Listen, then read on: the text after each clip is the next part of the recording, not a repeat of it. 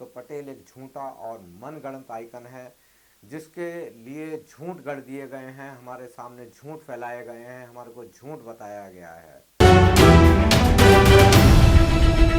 नमस्कार दोस्तों, लोकतंत्र प्रेस में आप सभी का एक बार फिर से बहुत बहुत स्वागत है। और आज मैं आपको बताने जा रहा हूं कि जैसा कि हम लोग कहते हैं कि 1947 में भारत आज़ाद हुआ, तो ये बात आप समझ लें कि 1947 में भारत नाम की कोई चीज़ आज़ाद नहीं हुई थी। कि 1947 में देश आज़ाद नहीं हुआ, बल्कि ट्रांसफ़र ऑफ पावर हुआ। यानी कि पहले गोरे अंग्रेज थे, बाद में कल्लू अंग्रेज आ गए और उनको अंग्रेजों ने सत्ता दे दी।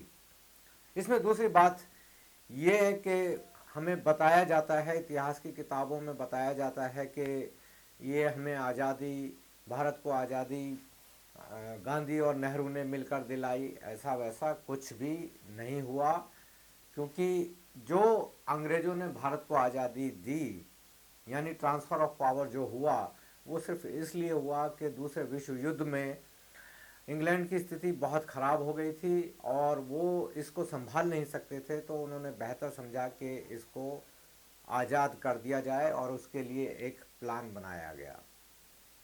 1947 में कोई देश नहीं था, बल्कि 562 रियासतें थी, और उन रियासतों को मिलाकर या घटाकर भारत और पाकिस्तान बना था। और ये रियासतें पूर्ण रूप से आज़ाद थीं कि वो कहाँ जाएंगी। जो भारत में रहना चाहें वो इंडिया में रहना चाहें इंडिया में रहें, जो पाकिस्तान में जाना चाहें पाकिस्तान में जाएं। लेकिन भारत की तरफ से ये बताया जाता है कि सरदार पटेल ने इन सब रियासतों को मिलाकर एक भारत को एक विशाल भारत बनाने की कवायद शुरू की, और ये पटेल ने काम किया। ये बिल्कुल सरासर झूठ है, सरासर झूठ है, जिसमें ये कहा जाता है कि पटेल ने भारत को एक किया था। अगर मैं इसमें 10 नंबर का ये प्रश्न रखूं, तो पटेल को मैं सिर्फ और सिर्फ 1 नंबर दूंगा कि पटेल ने भारत के इंटीग्रेशन के लिए काम किया गया। ये सब मनगढ़ंत और झूठ बातें हैं। हमारे देश में ऐसे पेटू और चाटुकार पत्रकार और लेखकों की कमी नहीं है, जो रातों रात बड़े बड़े विशाल ग्रंथ लिख देते हैं और उसमें महानता की कहानियां लिख देती हैं। दरअसल भारत को जो एकीकृत किया, जो इंटीग्रेट किया, आज हम उसका नाम सही ढंग से जानते भी नहीं हैं। उनका नाम है वीपी मेनन। वीपी मेनन को भारत का बिस्मार्क भी कहा जाता है और आर्किटेक्ट ऑफ ज्योग्राफिकल इंडिया भी कहा जाता है। आप हैं ना हैरान के इस तरीके से, किस तरीके से हमारे देश में इतिहास को और सच को छुपाया जाता है। यानी जो काम वीपी मेनन ने लॉर्ड माउंटबेटन के साथ में मिलकर किया, उसको छोड़ के हम एक ऐसे आदमी का गुणगान करते हैं, ऐसे आदमी की वो मूर्तियां वगैरह सब बनाते हैं कि जिसका कोई खास योगदान ही नहीं था। चलिए मैं आपको बताता हूँ सिलसिलेवार। ट्रांसफ़र ऑफ पावर होना था, तो डोमिनियन स्टेट्स दो बनने की मंजूरी हो गई थी धार्मिक आधार पर। और इसमें अंग्रेजों की एक स्थिति ये भी थी, लॉर्ड माउंटबेटन चाहते थे कि इनको 562 रियासतों को छोड़ दिया जाए। लेकिन उसी वक्त में जो वीपी मेनन सरकारी सेवा में एक क्लर्क के रूप में भर्ती हुए, बाद में एक आईसीएस अफसर बने, बहुत ही गुणी अफसर थे वो। लॉर्ड माउंटबेटन को इनसे बात करने का अवसर प्राप्त हुआ, तो उन्होंने ये पहली ही मीटिंग में समझ लिया कि वीपी मेनन ही एक ऐसा आदमी है जो हम करना चाहते हैं, वो इस काम को अंजाम दे सकता है। यानी कि लॉर्ड माउंटबेटन जाने से पहले इसको, भारत को एक विखंडित रूप में नहीं देखना चाहते थे, बल्कि उसको एक यूनिफाइड करना चाहते थे। यानी ये सबसे पहला काम खुद लॉर्ड माउंटबेटन का था, जिसको माउंटबेटन प्लान भी कहते हैं। जब 2 मई को ये प्लान कुछ भेजा गया इंग्लैंड में, तो वहाँ से इस लॉर्ड माउंटबेटन प्लान में इतनी सारी तब्दीलियाँ हो गई कि उसको बहुत ही खतरनाक स्थिति में वो आ गया।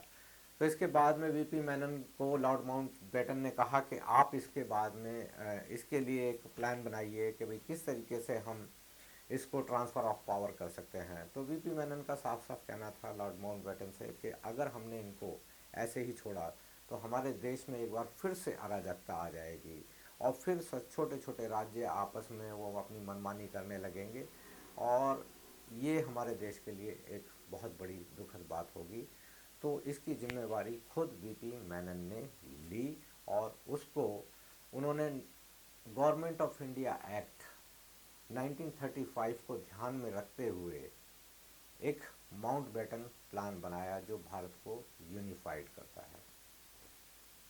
562 रजवाड़े थे, उनके राजकुमारों को बुलाया गया। चैम्बर ऑफ प्रिंसेस को संबोधित करते हुए लॉर्ड माउंटबेटन ने साफ साफ कहा कि अब आपकी स्थिति ऐसी होने वाली है कि जैसे बिना पतवार के नैया, और आप अगर नहीं जाएंगे भारत के साथ में, यानी अगर नहीं मिलेंगे, तो आपकी स्थिति बहुत खराब हो जाएगी।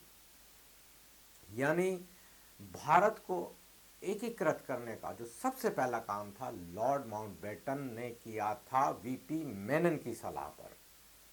तो वीपी मेनन भारत का सबसे बड़ा ज्योग्राफिकल आर्किटेक्टर, और जिसको कहते हैं कि उन्होंने ही देश को एकीकृत किया, इंटीग्रेट किया। कश्मीर से लेकर कन्याकुमारी तक वीपी मेनन ने भारत को भारत बनाया, और आज बड़े अफसोस की बात है कि हम उनके नाम को लेना नहीं चाहते। जब इसमें ये प्लान तैयार हुआ, तो इस बीच में ये बात आपको ध्यान रहना चाहिए कि पटेल कहीं भी नहीं थे। पटेल कांग्रेस में थे, और वो सिर्फ इस बात पर ध्यान दे रहे थे, यानी नेहरू, पटेल और कांग्रेस इस बात पर ध्यान दे रहे थे कि पाकिस्तान के पास में कुछ ज़्यादा ना चला जाए।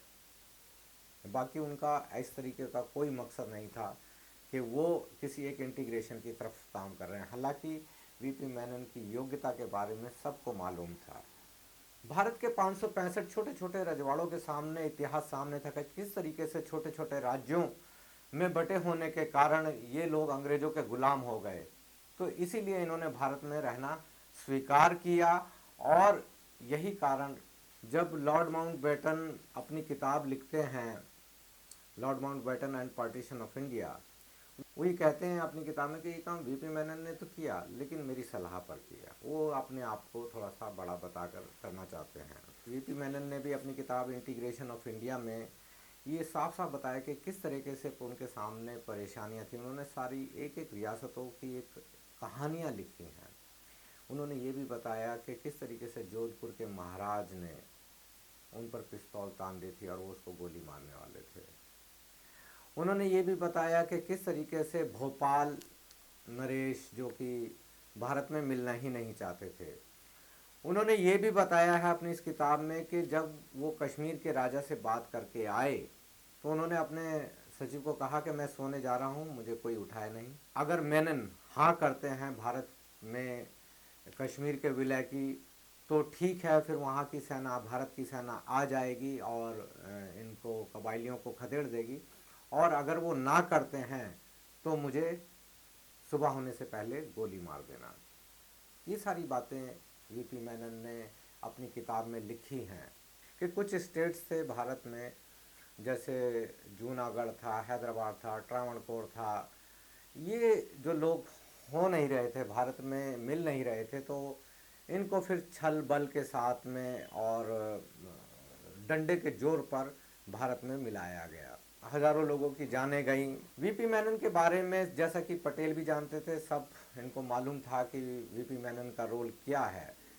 लॉर्ड माउंटबेटन चाहते थे कि वीपी मेनन को जाने से पहले गवर्नर बना दिया जाए, लेकिन इस बात पर पटेल ने कहा कि नहीं, इनको गवर्नर नहीं। और उन्होंने वीपी मेनन से बात की, उन्होंने कहा कि भाई देखो, आप रिटायर मत होइए या गवर्नर मत बनिए, और आपकी देश को बहुत ज़रूरत है, आपकी योग्यता की देश को बहुत ज़रूरत है, इसलिए आप मेरे सचिव बन जाइए। तो बात देश की थी, तो उन्होंने पटेल का सचिव बनना स्वीकार कर लिया, और इस तरीके से जो भारत के जो इंटीग्रेशन हुआ, यानी 562 रजवाड़ों का एक एकीकरण हो गया। इसमें एक सबसे बड़ी जो खामी थी पटेल के कार्य करने में, एक जो सबसे बड़ी खामी ये थी कि जिसका जो खामियाजा है हम आज भी भुगतते हैं, जिसको हालांकि जो पटेल के समर्थक हैं या पटेल के चाहने वाले हैं वो ये कहते होंगे कि नहीं जी ये बात गलत है, हो सकता है उस वक्त में ये बात सही रही हो, लेकिन पटेल ने भारत को एकीकरण करते हुए, भारत का इंटीग्रेशन करते वक्त में सभी राज्यों को ये एक लालच दिया। उन्होंने कहा कि आपको हम प्रीवी पर्स देंगे। प्रीवी पर्स का मतलब है कि राज भत्ता। राज भत्ते का मतलब यह है कि आपकी किसी भी संपत्ति को सरकार एक तो छुएगी नहीं, आपको सिर्फ भारत में होना है। दूसरी बात कि वहाँ पर जितना भी राजस्व आता है उसको कैलकुलेट करके उसका एक हिस्सा हम आपको हर महीने देंगे। तो ये जो राजस्व होता था, यानी इनको पेंशन जिसको हम कहते हैं कि ये पेंशन मिलती थी सभी राज्यों को, जिसकी 1 लाख रुपए से लेकर 10 लाख रुपए तक महीना, ये डिपेंडिंग ऑन कि भाई कितना बड़ा वो रजवाड़ा था, 1 लाख रुपए से लेकर 10 लाख रुपए तक प्रीवी पर्स यानी राज भत्ता दिया जाता था, यानी पेंशन दी जाती थी। ये पटेल की सबसे बड़ी गलती थी और लोग कहते हैं कि जी महान था। उसकी वजह ये हुई कि भारत को उस वक्त में खजाना बहुत ज़्यादा खाली होने लगा और होते होते होते ये स्थिति आई कि भारत अब इनके जो पेंशन देने में असमर्थ था। और लेकिन बाद में 1971 में 26वें संविधान संशोधन के जरिए ये जो प्रीवी पर्स था, ये जो भत्ते थे, इनको पूरी तरीके से ख़त्म कर दिया गया। 1971 में ये जो पेंशन थी ये सारी की सारी बंद कर दी गई। अब सोचने वाली बात ये है कि जो कार्य उस वक्त में वीपी मेनन अच्छे ढंग से कर रहे थे, उसके लिए ये पटेल को इतना क्यों बड़ा चढ़ाकर दिखाया जाता है, ये इसका जवाब मेरे पास में नहीं है। गौपथ स्मार्ट मेमोरी आयुर्वेदिक सिरप जो आपकी याददाश्त को बढ़ाता है, दिमाग को तेज करने के साथ साथ पढ़ाई के वक्त आपकी एकाग्रता बढ़ाने के लिए क्लिनिकली टेस्टेड रामबाण सिरप है कि इसको ऑर्गेनिक जड़ी बूटियों से बनाया गया है, यानी इस्तेमाल की गई जड़ी बूटियों को जहरीले केमिकल वाले फर्टिलाइजर्स या खाद से तैयार नहीं किया गया और ये पूर्ण रूप से आयुर्वेदिक है। My memory is smart memory. I am smart girl, are you? बाल झड़ना, डैंड्रफ और बालों की हर समस्या का इलाज निशा हर्बल ऑयल, आयुर्वेदिक गुणों वाला निशा हर्बल ऑयल। कोरोना के संकट काल में घर बैठे करे स्वरोजगार की पढ़ाई। मध्य प्रदेश का अटल बिहारी वाजपेयी हिंदी विश्वविद्यालय आपको बनाएगा आत्मनिर्भर। प्राथमिक चिकित्सा विशेषज्ञ डिप्लोमा करें और पाएं नौकरी, या शुरू करें अपना खुद का फर्स्ट एड सेंटर।